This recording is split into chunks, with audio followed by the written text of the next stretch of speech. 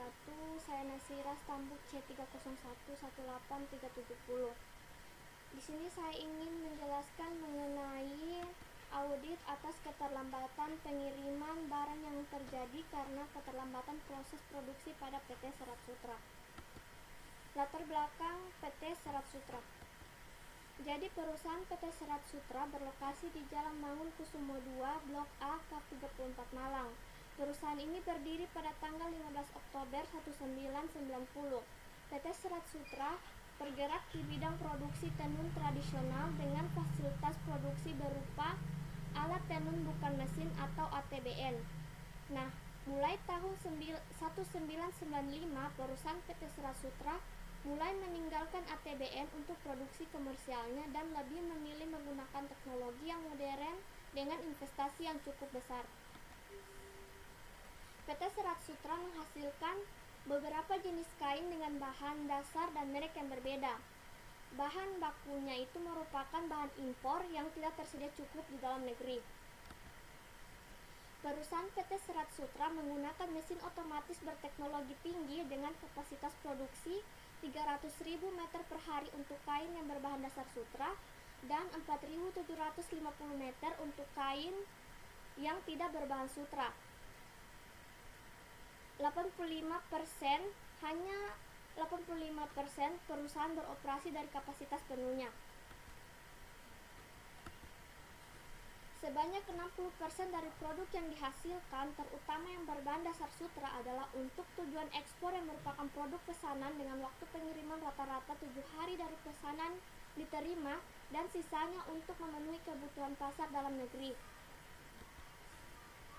Nah, tujuan dilakukannya audit pada PT Serat Sutra ini adalah untuk yang pertama itu menilai ekonomisasi, efisiensi, dan efektivitas pengolahan program proses produksi pada perusahaan agar tidak terjadi keterlambatan pengiriman barang.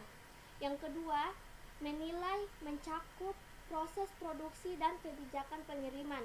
Yang ketiga, memberikan berbagai saran perbaikan atas kelemahan pengelolaan program proses produksi yang ditemukan. Kesimpulan. Nah, dapat disimpulkan bahwa pada saat beberapa komponen mesin dibutuhkan sering belum siap karena masih diperbaiki. Jadwal produksi tidak disesuaikan dengan terjadinya pemesanan dari pelanggan yang sifatnya mendadak, sehingga belum termasuk dalam jadwal produksi yang telah ditetapkan.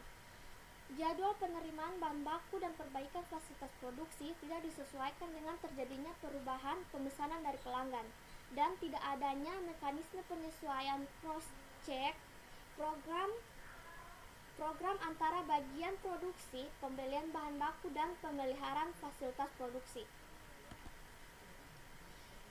Penyebabnya, jadi penyebab yang pertama itu yaitu perencanaan kebutuhan bahan baku perusahaan, terutama untuk produk berbahan dasar sutra yang masih diimpor sering datang tidak tepat, sehingga kedatangan bahan baku sering terlambat.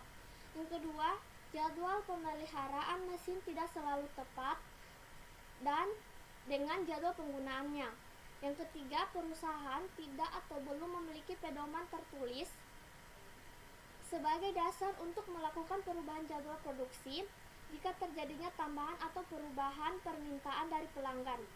Yang keempat itu, operator mesin dan bagian pemeliharaan fasilitas produksi dikendalikan oleh kepala bagian yang berbeda. Akibatnya itu yang pertama, proses produksi hanya mampu mencapai kuantitas 90% dari produk yang dibutuhkan untuk memenuhi pesanan pelanggan yang sesuai dengan jadwal pengiriman yang telah ditetapkan. Yang kedua itu, terjadinya waktu tunggu untuk aktivitas produksi. Nah, kenapa terjadinya waktu tunggu untuk aktivitas produksi? Karena saat mau melakukan produksi, mesinnya masih dalam tahap perbaikan. Yang ketiga itu, tertundanya pengiriman barang. Yang keempat, terhambatnya proses produksi dikarenakan mesin yang digunakan untuk proses produksi masih dalam perbaikan. Yang kelima, terjadinya penumpukan persediaan. Saran dan perbaikan. Jadi, sebelum memberikan saran dan perbaikan, dapat diketahui bahwa kelemahan dari PT Serat Sutra yaitu keterlambatan pengiriman barang yang disebabkan oleh keterlambatan proses produksi pada kepada perusahaan tersebut. Nah, saran yang baik itu yang pertama, perusahaan harus memiliki pedoman tertulis sebagai dasar untuk melakukan perubahan jadwal. Yang kedua, perusahaan harus mengadakan mekanisme penyesuaian cost atau program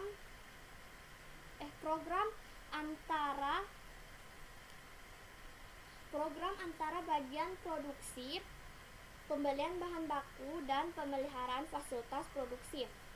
Yang ketiga, perusahaan harus membuat jadwal produksi yang terintegritas. Sekian dari apa yang saya jelaskan, lebih dan kurangnya saya mohon maaf. Assalamualaikum warahmatullahi wabarakatuh.